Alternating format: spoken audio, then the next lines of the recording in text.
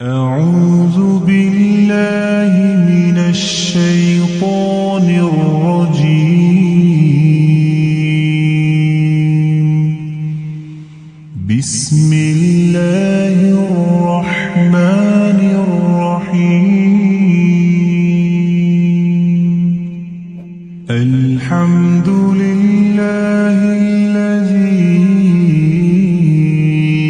أنزل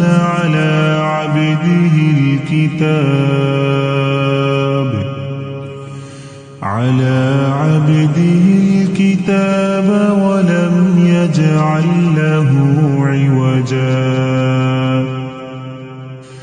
قيما لينذر بأسا شديدا من لدنه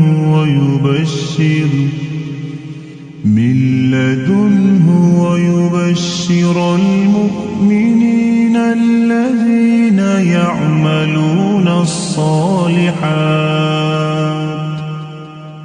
يعملون الصالحات أن لهم أجرا حسنا ماكثين فيه أبدا وينذر الذين قالوا اتخذ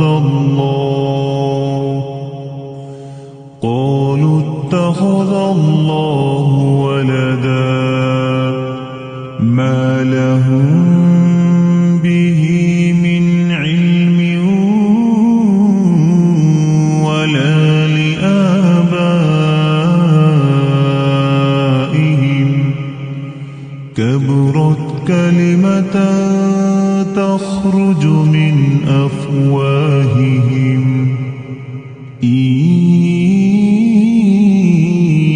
يقولون إلا كذبا فلعلك باخع نفسك على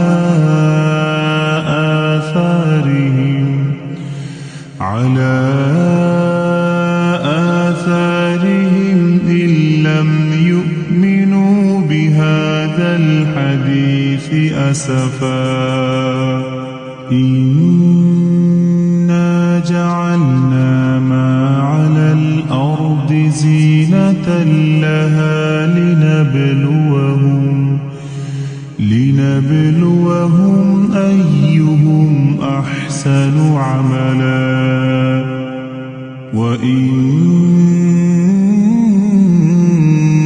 وإنا لجاعلون ما عليها صعيدا جرزا أم حسبت أن أصحاب الكهف والرقيم كانوا من آياتنا عجبا إذ أوى الفتية إلى الكهف فقالوا ربنا آتنا من لدنك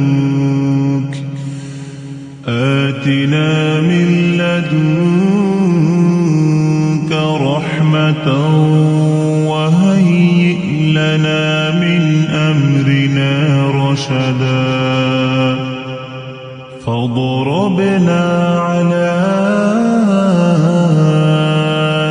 آذانهم في الكهف سنين عددا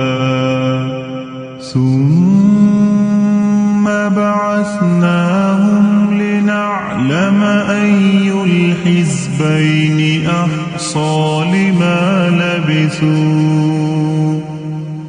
أحصى لما لبثوا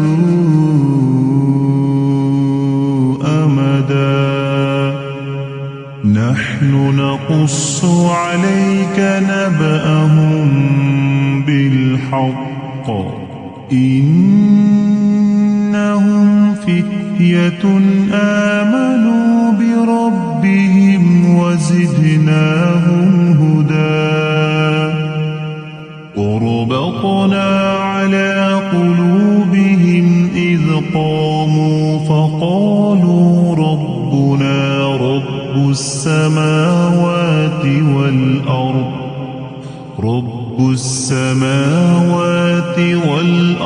لن ندعو من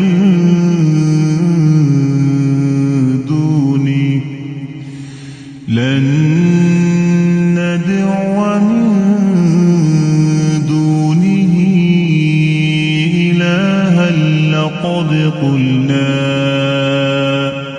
إلها لقد قلنا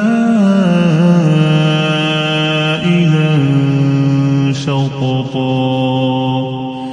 هؤلاء قومنا اتخذوا من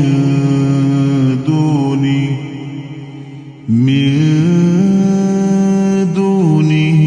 آلهة لولا يأتون عليهم بسلطان بين فمن أظلم ممن افترى على الله كذبا وإذ اعتزلتموهم وما يعبدون إلا الله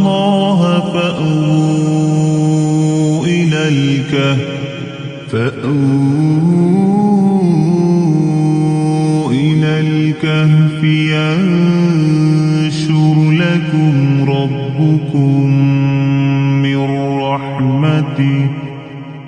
ربكم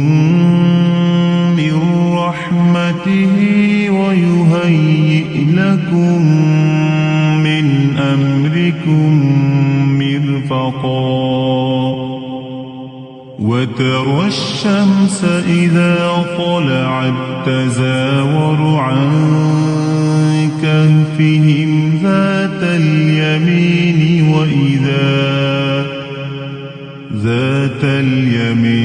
وإذا غربت تقرضهم ذات الشمال وهم في فجوة منه ذلك من آيات الله من يهد الله فهو المهتد ومن يضلل فلن تجد له وليا مرشدا وتحسبهم أيقاظا وهم رقود ونقلبهم ذات اليمين وذات الشمال وكلبهم باسط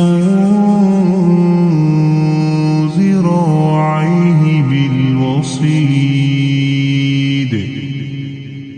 لو اطلعت عليهم لوليت منهم فرارا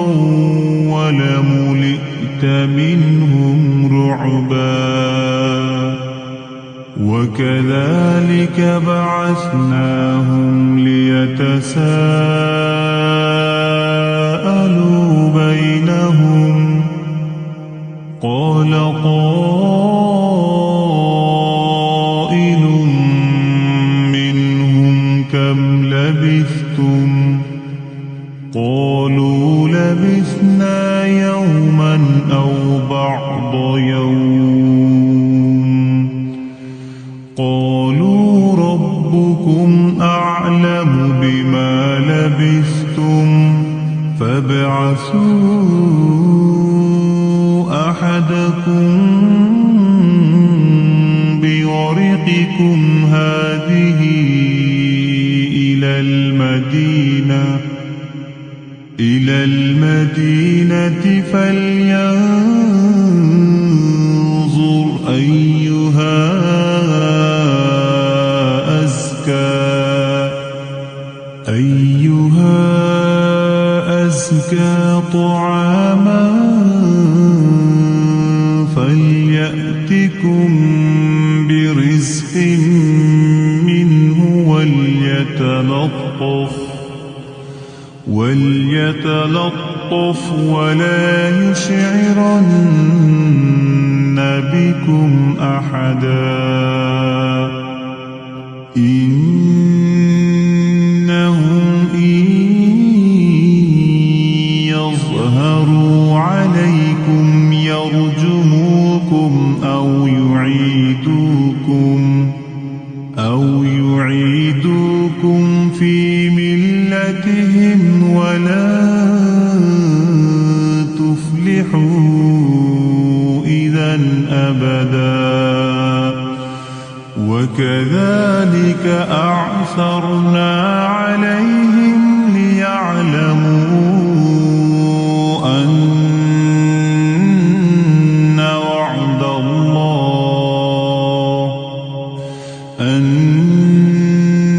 وعد الله حق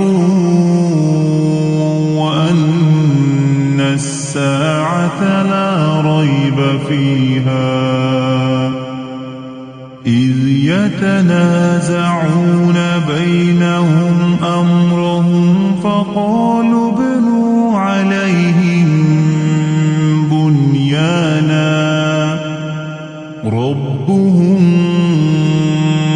أعلم بهم قال الذين غلبوا على أمرهم لنتخذن عليهم مسجدا سيقولون ثلاثة رابعهم كلبهم ويقولون خمسة سادسهم كلبهم رجما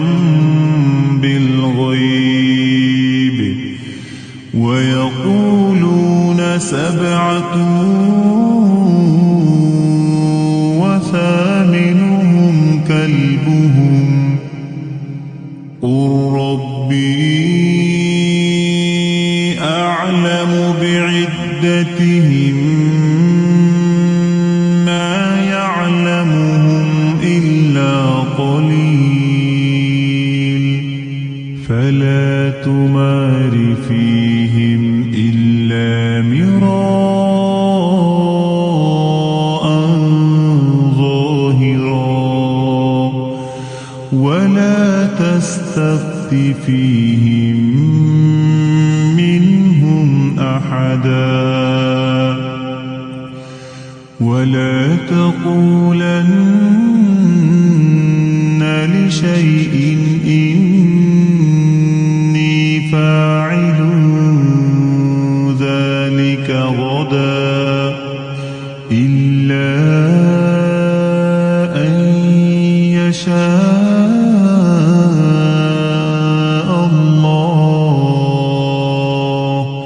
واذكر ربك إذا نسيت وقل عسى أن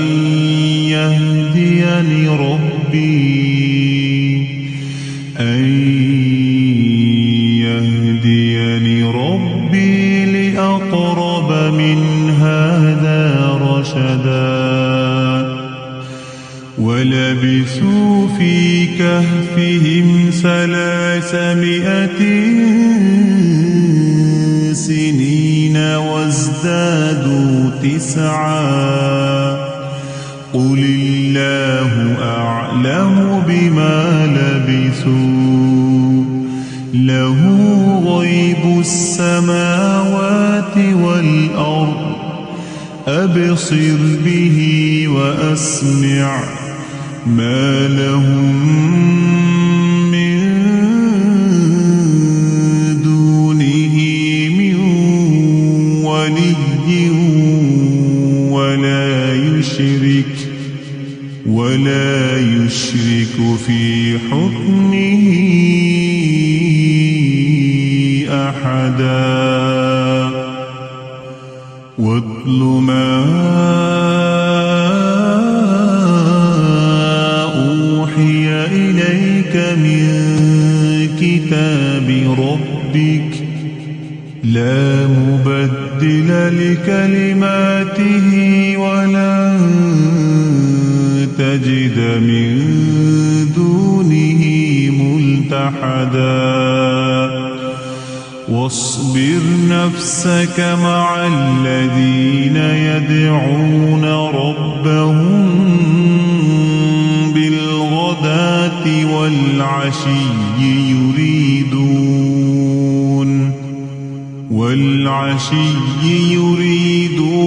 وجهه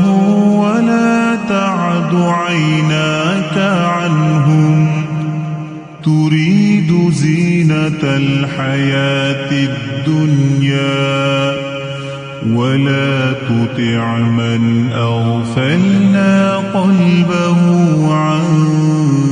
ذكرنا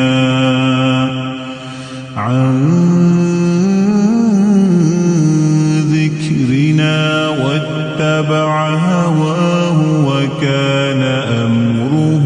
فرطا وقل الحق من ربكم فمن شاء فليؤمن ومن شاء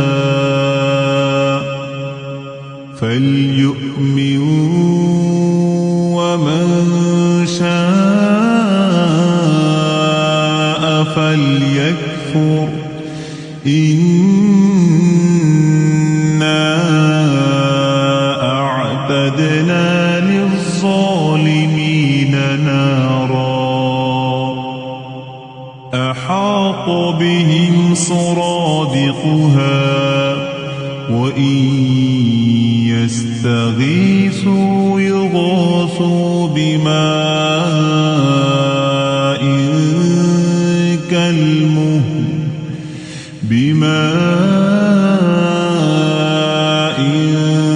كالمهل يشوي الوجوه بئس الشراب وساءت مرتفقا إن الذين آمنوا وعملوا الصالحات إنا لا نضيع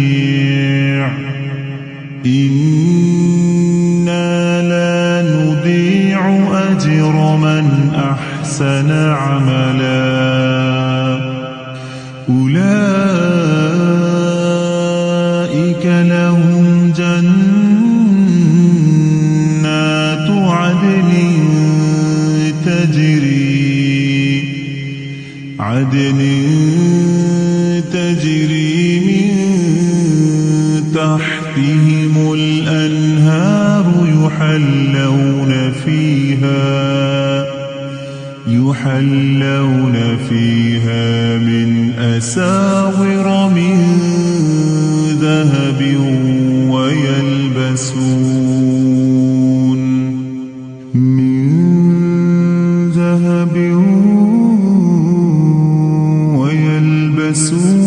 ثيابا خضرا من سندس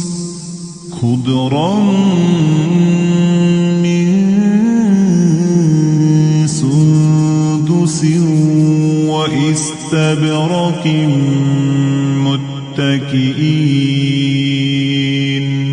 متكئين فيها على الأرائك نعم الثواب وحسنت مرتفقا واضرب لهم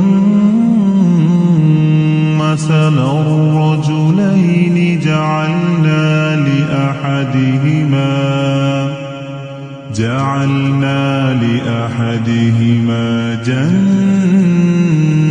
جنتين من أعناب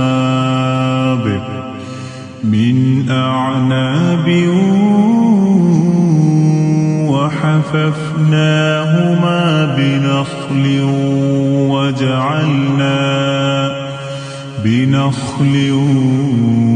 وجعلنا بينهما زرعا كلتا الجنتين آتت أكلها ولم تظلم منه شيئا وفجرنا خلالهما نهرا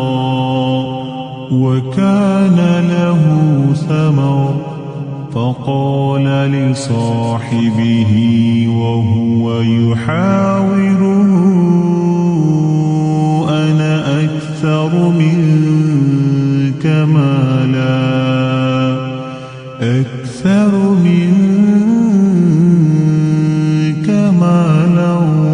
وأعز نفرا ودخل جنته وهو ظالم لنفسه قال ما أظن أن تبيد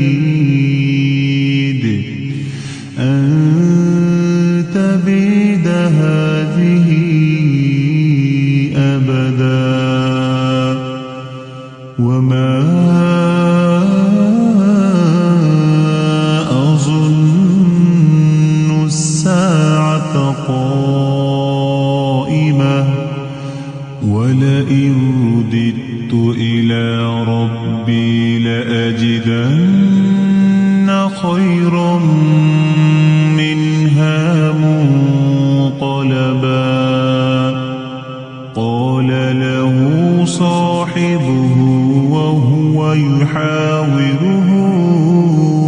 أكفرت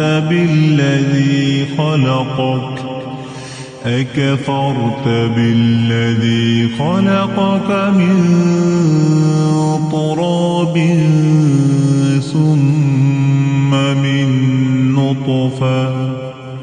ثم من نطفة ثم سواك رجلا لكن هو الله ربي ولا أشرك بربي أحدا ولولا إذ دخلت جنتك قلت ما شاء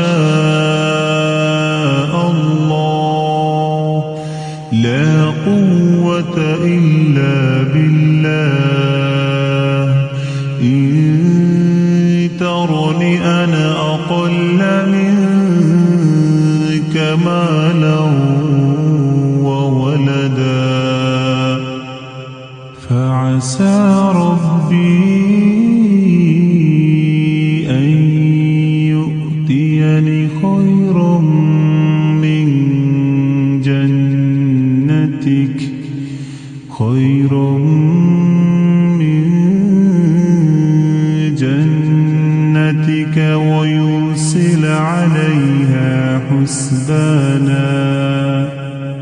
ويرسل عليها حسبانا من السماء فتصبح صعيدا زلقا أو يصبح ماؤها غورا فلن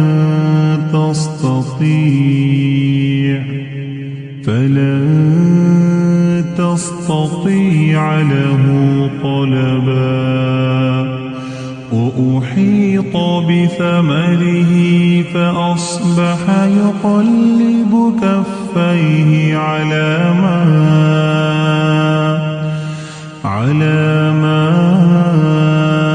أنفق فيها وهي خاوية على عروشها ويقول يا ليتني لم أشرك بربي أحدا ولم تكن له فئة ينصرونه من دون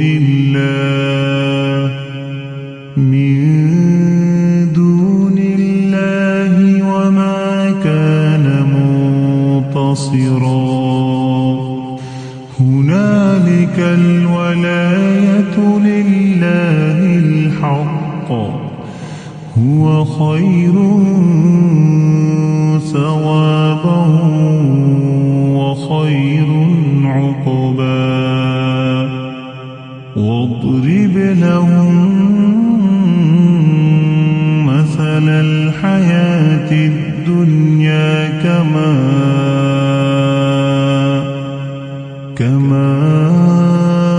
إن أنزلناه من السماء فاختلط به نبات الأرض فأصبح هشيما تذروه الرياح وكان الله على كل شيء مقتدرا المال والبنون زينة الحياة الدنيا والباقيات الصالحات خير عند ربك ثوابا وخير أملا ويوم نسير الجبال وترى الأرض بارزة وحشرناهم فلم نغادر منهم أحدا وعرضوا على ربك صفا لقد جئتمونا كما خلقناكم أول مرة بل زعمتم أن لن نجعل لكم موعدا ووضع الكتاب فترى المجرمين مشفقين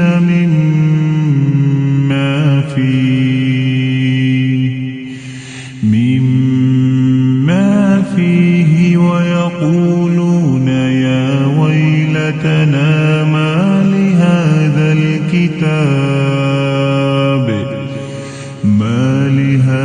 الكتاب لا يغادر صغيرة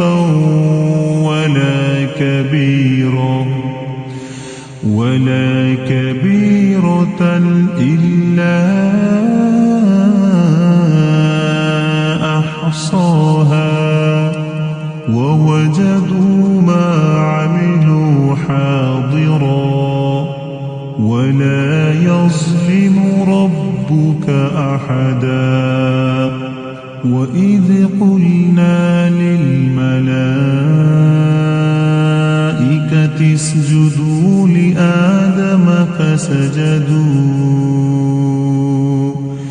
لآدم فسجدوا إلا إبليس كان من الجن ففسق عن أمر ربه أفتتخذونه وذريته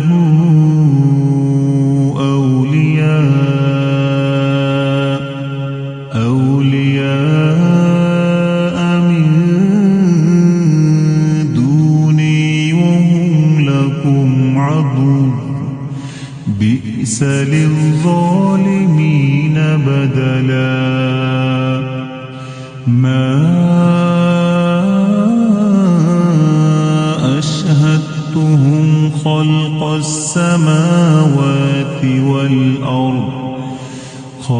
السماوات والأرض ولا خلق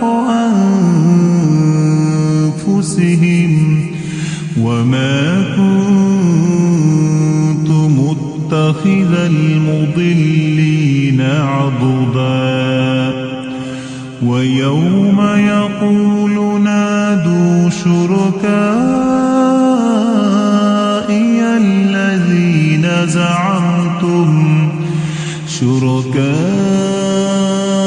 الذين زعمتم فدعوهم فلم يستجيبوا لهم وجعلنا بينهم موبقا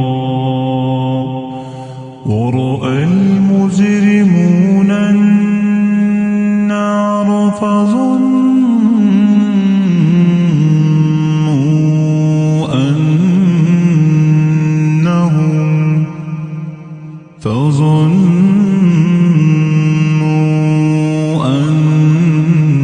أنهم مواقعوها ولم يجدوا عنها مصرفا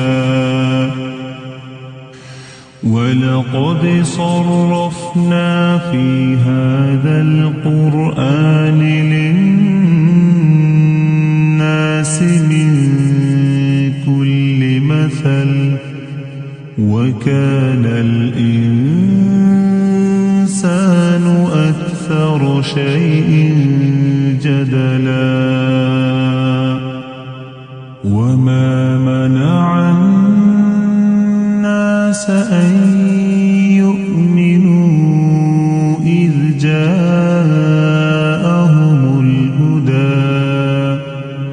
إذ جاءهم الهدى ويستغفروا ربهم إلا أن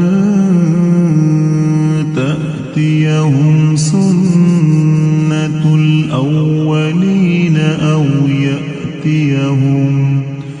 أو يأتيهم العذاب قبلا وما نرسل المرسلين إلا مبشرين ومنذرين ويجادل الذين كفروا بالباطل ليدحضوا به الحق واتخذوا آياتي وما أنذروا هزوا ومن أظلم ممن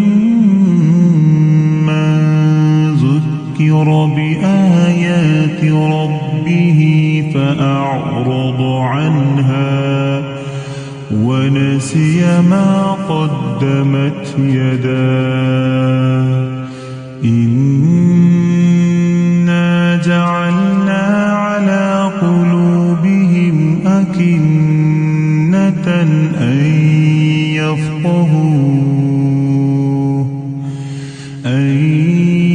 يفقهوه وفي آذانهم وقرا وإن تدعهم إلى الهدى فلن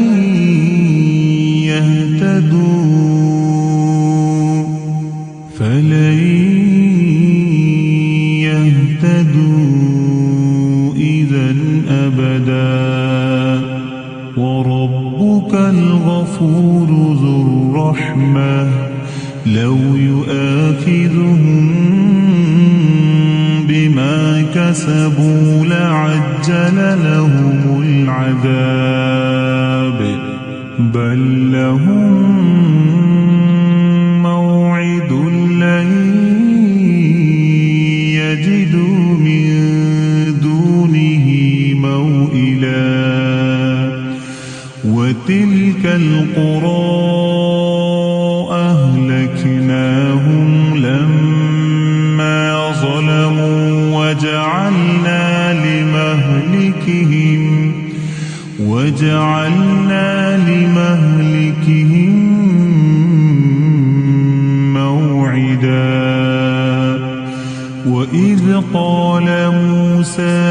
لفتاه لا أبرح حتى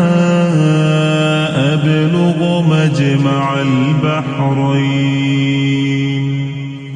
مجمع البحرين أو أمضي حقبا فلما بلغا مجمع بينهما نسيا حوتهما فاتخذ سبيله في البحر سربا فلما جاوزا قال لفتاه آتنا غداءنا لقد لقينا من سفرنا هذا نصبا قال أرأيت إذ أوينا إلى الصخرة فإني نسيت الحوت وما أنسانيه إلا الشيطان أن أذكره واتخذ سبيله في البحر عجبا قال ذلك ما كنا نبغ فارتدا على آثارهما قصصا فوجدا عبدا من عبادنا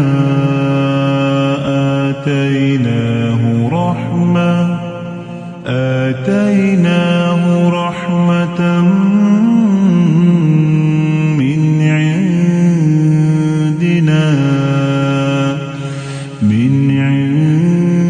عندنا وعلمناه من لدنا علما قال له موسى هل أتبعك على أن تعلمني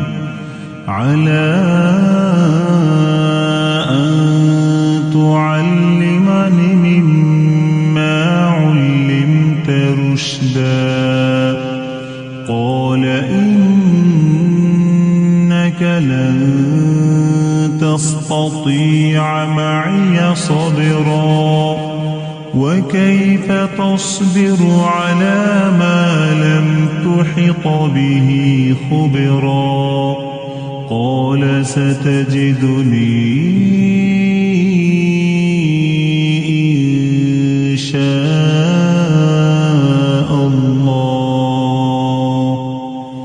إن شاء الله صابرا ولا أعصي لك أمرا قال فإن اتبعتني فلا تسألني عن شيء حتى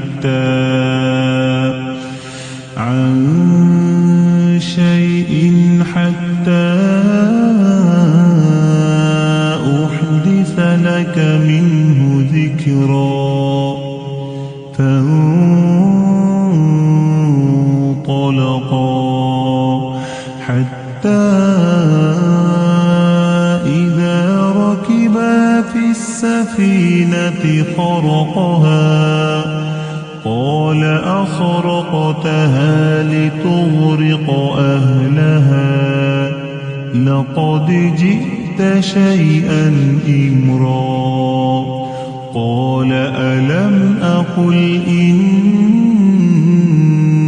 لن تستطيع معي صبرا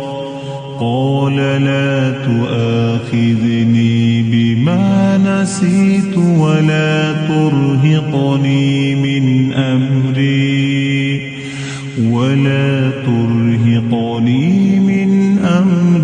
عسرا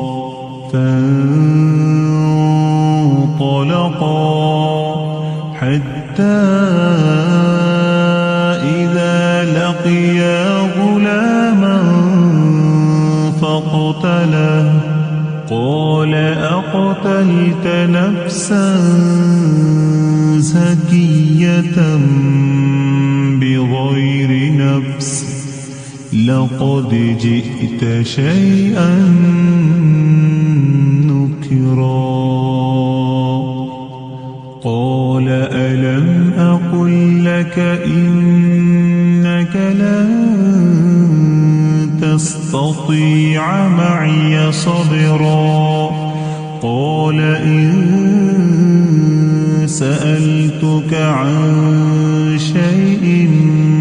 بعدها فلا تصاحبني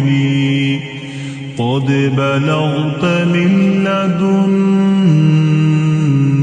عذرا فانطلقا حتى إذا أتيا أهل قرية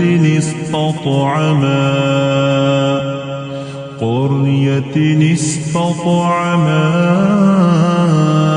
أهلها فأبوا أن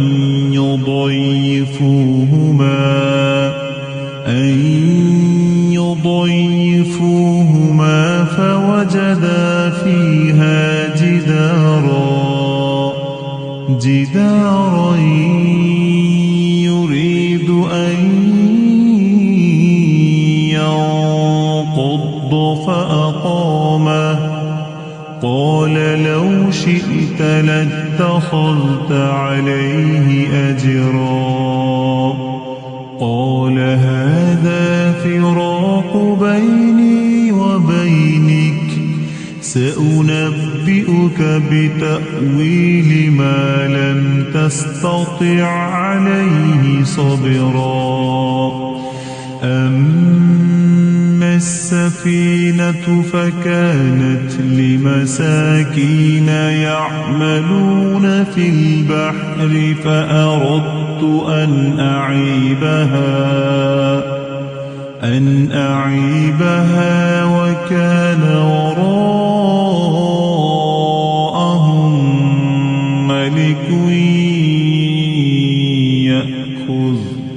ملك يأخذ كل سفينة غصبا وأما الغلام فكان أبواه مؤمنين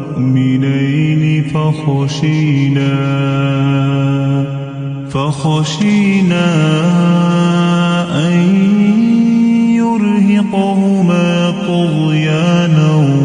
وكفرا فأردنا أن يبدلهما ربهما خيرا منه زكاة وأقرب رحما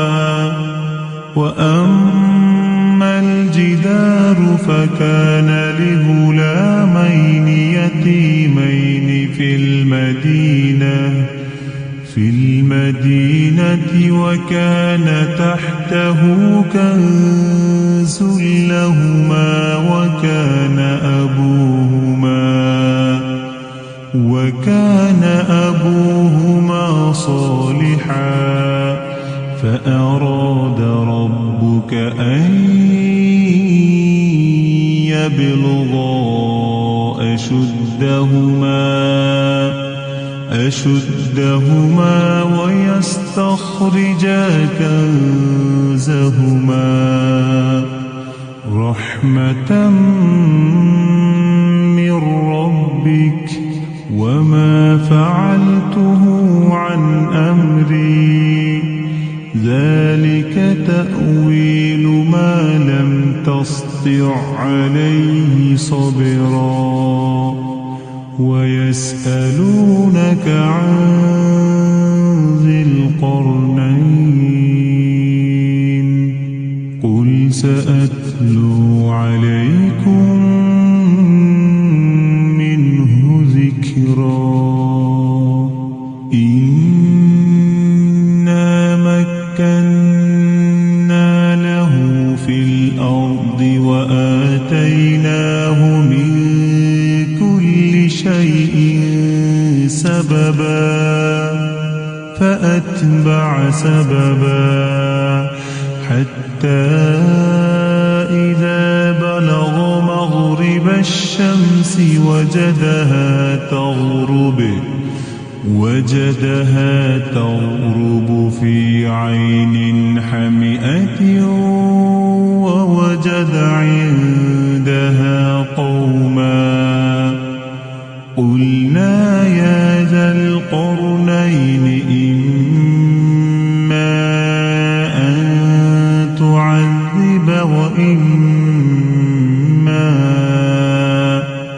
وإما أن تتخذ فيهم حسنا قال أما من ظلم فسوف نعذبه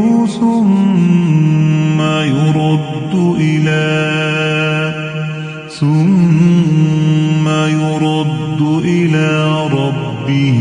فيعذبه عذابا نكرا وأما من آمن وعمل صالحا فله جزاء الحسنى وسنقول له من أمرنا يسرا ثم أتبع سببا حتى إذا بلغ مطلع الشمس وجدها تطلع على قوم لم نجعل لهم من دونها سترا كذلك وقد أحطنا بما لديه خبرا ثم أتبع سببا حتى إذا بلغ بين السدين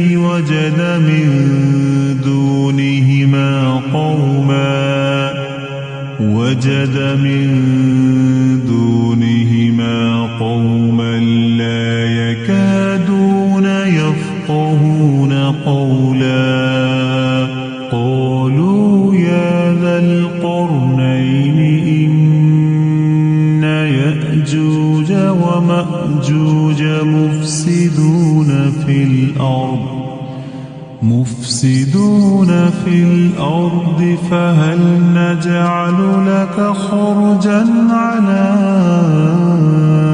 أن تجعل بيننا وبينهم سدا قال ما مكنني فيه ربي خير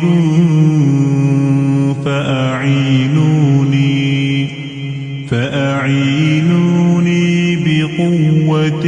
أجعل بينكم وبينهم ردما آتوني زبر الحديد حتى إذا ساوى بين الصدفين قال انفخوا حتى إذا جعله نارا قال آتوني أفرغ عليه قطرا فما استطاعوا أن يظهروه وما استطاعوا له نقبا قال هذا رحمة من ربي فإذا جاء وعد ربي جعله دكا وكان وعد ربي حقا وتركنا بعضهم يومئذ يموج في بعض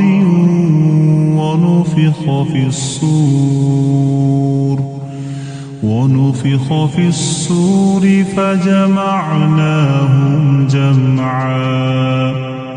وعرضنا جهنم يومئذ للكافرين عرضا الذين كانت أعينهم في غطاء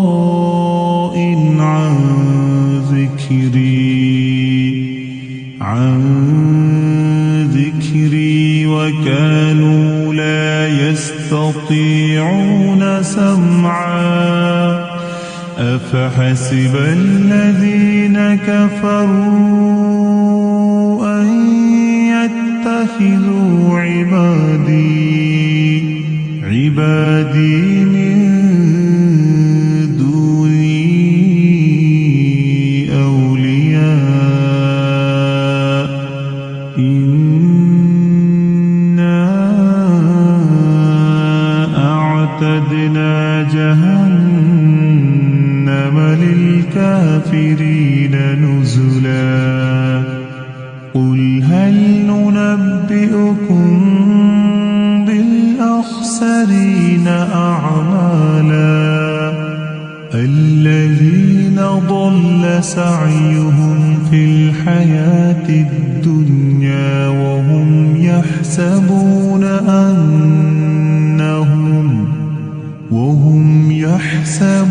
أنهم يحسنون صنعا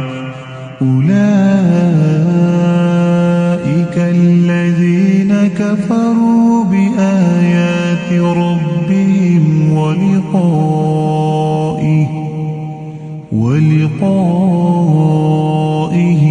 فحبطت أعمالهم فلا نقيم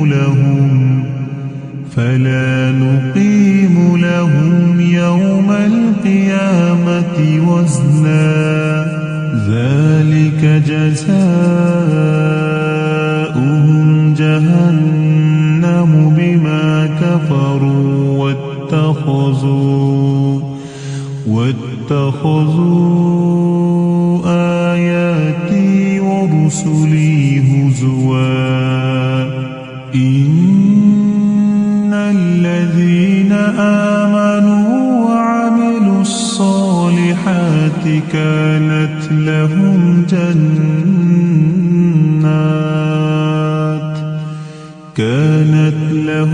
جنات الفردوس نزلا خالدين فيها لا يبغون عنها حولا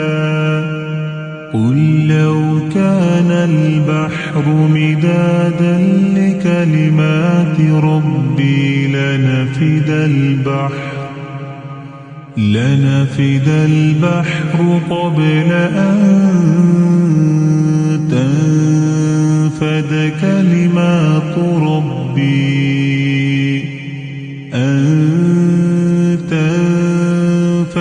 كلمات ربي ولو جئنا بمثله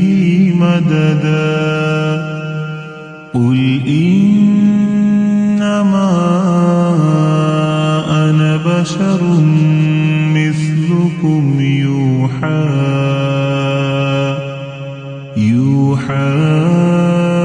إلي أنما إلهكم إله واحد فمن كان يرجو لقاء